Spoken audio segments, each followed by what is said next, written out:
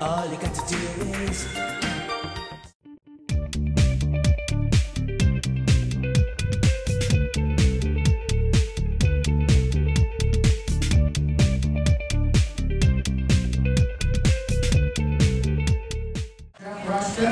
founder of Etobicoke Against Cancer Foundation.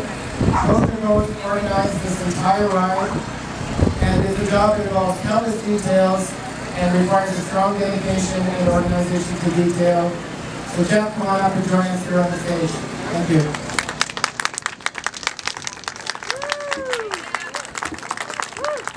What a day! I've said this before. I haven't said it this year actually, but I'm going to say it right now. That was, for me, my favorite charity riding day ever. We started the day, there's this fantastic rainbow that symbolizes those kids who were looking down at us, asking for our help so that another kid wouldn't go through that. We heard from those families in Woodstock, right? My hometown, who had passed and who were going through this process, and some who had survived. We heard through other ambassadors. Then Josh stole the show in our hearts in Burlington, where he talked about the impact that this event and all these amazing national riders and national volunteers had on his life. Do you think that he had an impact on our life with that? Those of you who are there? Unbelievable.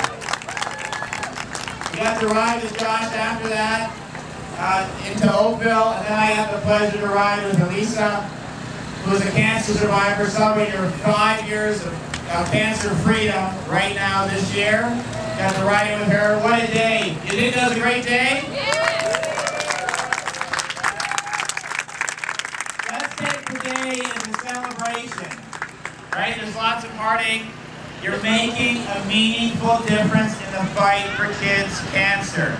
And it makes an impact. Dr. Blanchett said it best. He's been a very good friend of mine for a number of years. Love you, man. 15% of kids survived 25 years ago. Now it's almost 80%. And that's because of the incredible health care and the incredible research, and that takes money. So what you guys are doing is changing people's lives. You have my commitment, you have my team's commitment to continue the fight, like I said earlier today, until our destination is done, the destination beyond cancer. I love all of you. Thank you for making this the best day ever for me.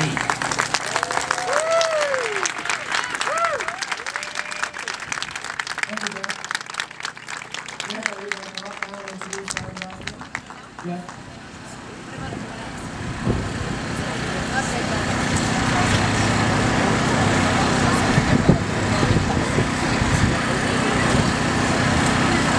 Before we do that, I would like to introduce you to Peter Goodman, who was really hoping to get out of doing this. Peter's here from our friends at New York Fries, and he has a few words of welcome. I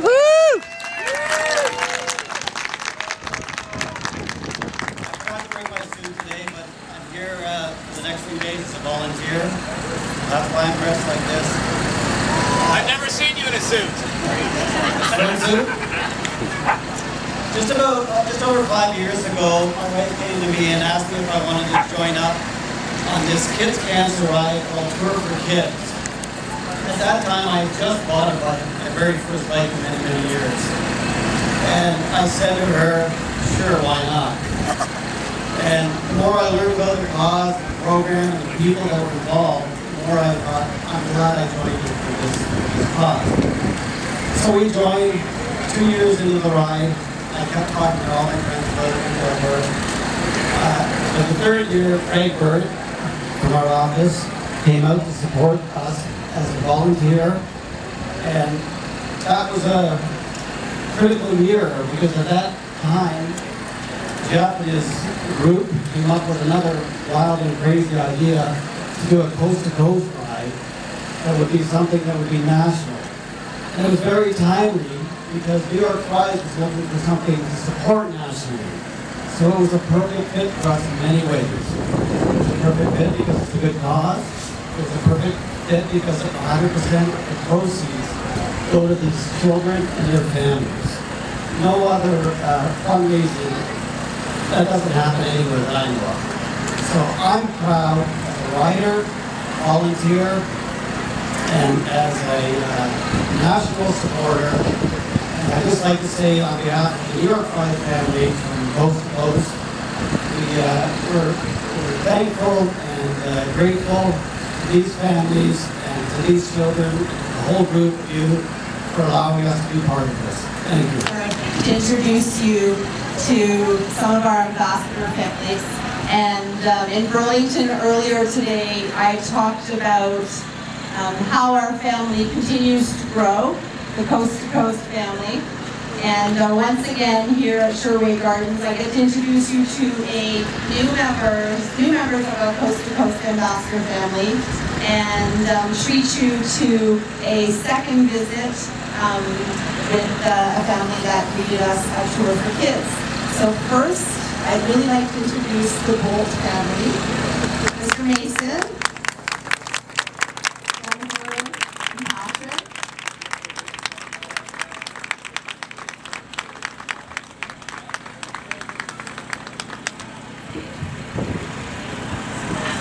So Mason is a survivor.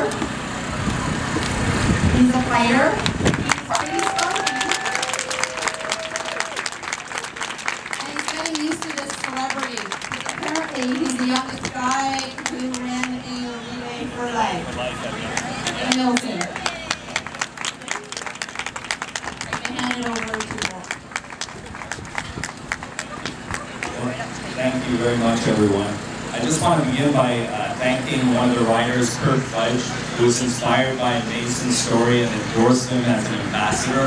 Both my wife Jen and I are very proud and honored of Kurt's quest. We would also like to thank Jen's brother Mike and his girlfriend Brianne, who are part of the national crew traveling across the country to support the riders.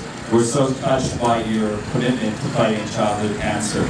It was 1 year ago this very day that my son Mason lost his eye to retinoblastoma, and life for our family would never be quite the same.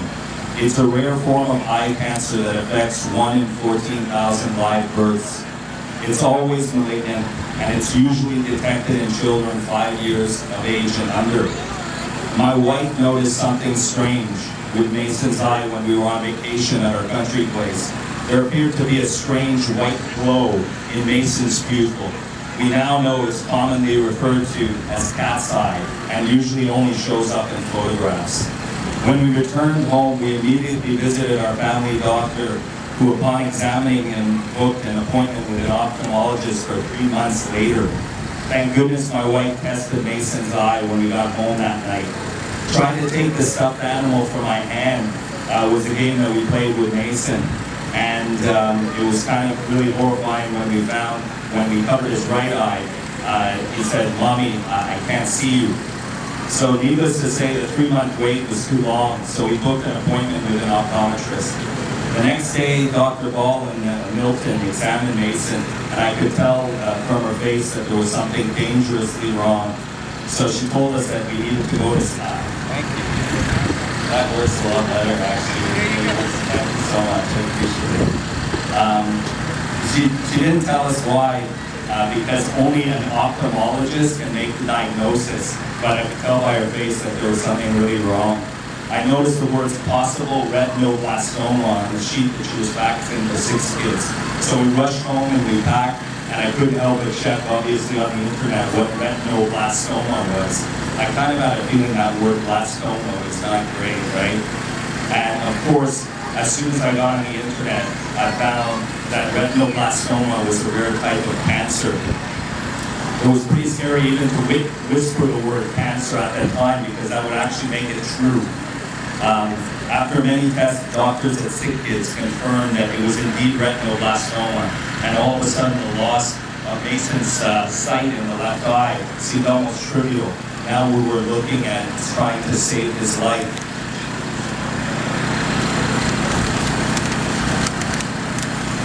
We are fortunate, of course, though.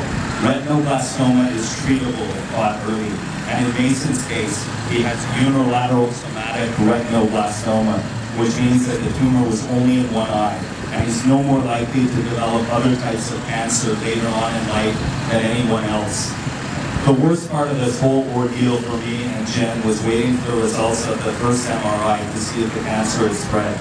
The doctors were concerned that the cancer could have spread to his nervous system, through the optic nerve if the tumor had grown too large. So waiting for the results was agonizing. And after the MRI results were explained and the cancer was not detected beyond the eye, Jen and I cried tears of relief. While Mason is now cancer-free, he has to have quarterly follow-up visits at SickKids for 5 years. It's a strange state to be in, really. You put the situation out of your mind for 3 months, and then almost suddenly you're painfully reminded that it's time to go back to the hospital. The waiting for the results, it never seems to get easier. The only comfort we get is the knowledge that Mason is receiving the best possible care and treatment by the team of doctors, nurses, and support staff at SickKids. We're so fortunate to live close to one of the best pediatric hospitals and the only retinoblastoma clinic in the country. On a final note, I just want to say that I used to be a person who would see cancer as something that could never happen to us. Now I've obviously changed my thinking. Now I think let's fight this so that no other parent has to go through what we did. Thank you to all our friends and family and everyone here for your support, and to Mason. We love you and couldn't be more proud of you. You're truly my hero.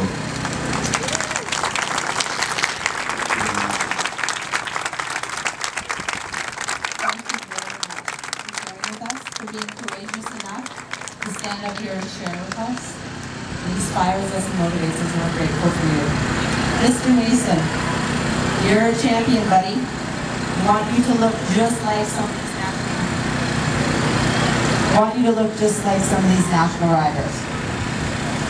So, you put that up in your bedroom, and you can put that on.